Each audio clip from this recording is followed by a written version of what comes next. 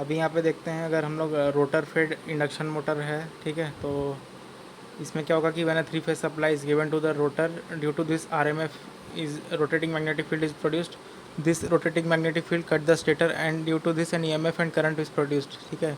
This produce torque wants to rotate the stator but the stator will not rotate due to the counter effect, the rotor will move, ठीक है। तो इसका formula ये है rotor feed induction motor का। पहले हम लोग रोटर आरएमएफ और स्टेटर आरएमएफ लिख देंगे, ठीक है, फिर रोटर और स्टेटर लिखेंगे, फिर स्टेटर और रोटर, ठीक है।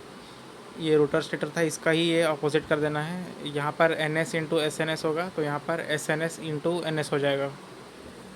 और फिर speed of rotor R M F with respect to stator R M F वो हो जाएगा यहाँ पे 0।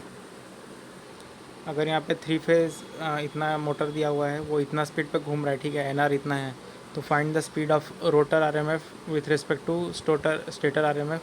By default stator rotating stator fed है ये अगर, ठीक है, तो एन आर हमारे पास इतना है, ठीक है, तो एन एस हमारा इतना निकल जाएगा। ओके, तो रोटर आरएमएफ जो होता है वो सुपर इम्पोज होता है ऑन द रोटर, ठीक है।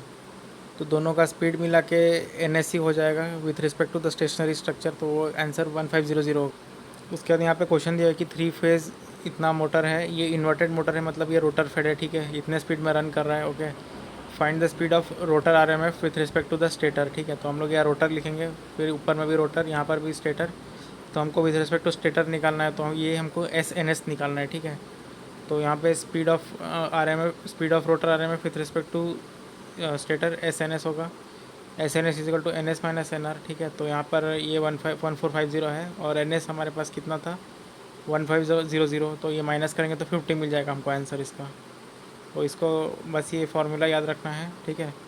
पहले यहाँ पे हमको रोटर लिखना है, यहाँ पे लिख देता हूँ, रोटर लिखना है, फिर यहाँ पर भी रोटर, ठीक है, और यहाँ पर फिर स्टेटर, रोटर आरएमएफ हो जाएगा यहाँ पे स्टेटर आरएमएफ। ओके, उसके बाद यहाँ पर ये स्टेटर है, तो यहाँ पे फिर यहाँ पे स्टेटर का पहले आ जाएगा, फिर यहाँ पे रोटर स्ट्रक्चर आ जाएगा, ठीक है। उसके बाद फिर यहाँ पे rotor RMF with respect to rotor N S S N S, इसी का उल्टा एस एन एस और एन एस, ऐसा करके लिख देना है, ये फार्मूला बन जाएगा इन्वर्टेड वाले का। और लास्ट में अगर speed of rotor RMF with respect to stator RMF निकालना है तो वो तो 0 ही होगा।